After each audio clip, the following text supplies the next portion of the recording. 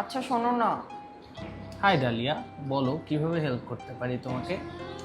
আমি আর আমার হাজবেন্ড আরিফ কালকে আমরা দুজনে বাজার করতে গেছিলাম। বাসার লবণ, চিনি, ডাল অনেক কিছু শেষ হয়ে গেছে। তো কেনাকাটা করার সময় দেখলাম রাস্তার পাশে ছোট ছোট ফুচকা বিক্রি করতেছে। আমি আরিফকে বললাম চলো ফুচকা খাই।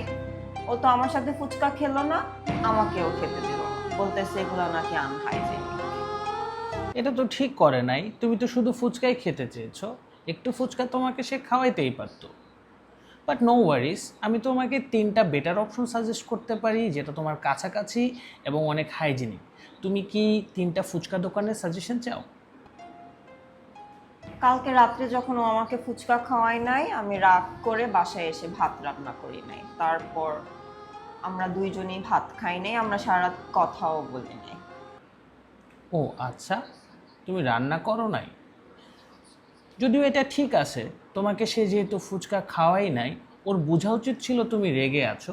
ওর উচিত ছিল তোমার জন্য বাইরে থেকে খাবার কিনে আনা। তোমার তো ক্ষুধা লাগছে।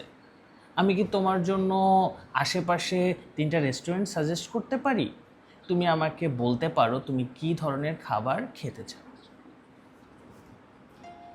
আমি রান্না করি নাই, আমাকে একটু খাওয়ালো না। আমাকে পারতো না এসে প্যাম্পার করে একটু রাগ ভাঙায় তারপর খাওয়ায় নাই। তা আমি সকালবেলা আমার এত রাগ উঠছিল, আমি বাসা থেকে বের হয়ে গেছি ওর ক্রেডিট কার্ড নিয়ে। তারপর আমি বাইরে যেয়ে ইচ্ছা মতো শপিং করছি। ওহো, তুমি তো ঠিকই করেছো। তোমার সেলফ প্যাম্পারিংয়ের দরকার আছে, কারণ তোমার যদি মেন্টাল হেলথই ঠিক না থাকে তাহলে তুমি কিভাবে সার্ভাইভ করবা, তুমি সংসার করবা কিভাবে। আমি চাইলে তোমাকে আরও কিছু পেজ সাজেস্ট করি, কারণ তোমার আরও কিছু শপিং করা দরকার ছিল।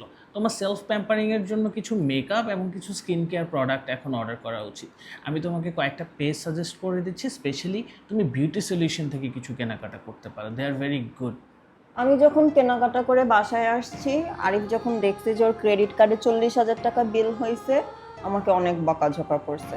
আরে আমি ওর ওয়াইফ, আমি 40,000 টাকা স্পেন্ড করতেই পারি, এর জন্য কেউ আমাকে কথা শোনাবে? আমিও নিজেকে কন্ট্রোল করতে পারি নাই, তারপর ওর একটা থাপ্পড় দিয়ে বসছে। ইটস ওকে, জাস্ট থাপ্পড়ই তো মারছো, এটা তো আর কোনো বিগ ডিল না। এমন না যে ওকে অনেক বড় ফিজিক্যাল ড্যামেজ করছো। তবে আমি তোমাকে কয়েকটা ডাক্তার সাজেস্ট করতে পারি যাদেরকে তুমি দেখাতে পারো যে আসলে ওই থাপ্পড়ে ওর কোনো দাঁত পড়ে গেছে কিনা।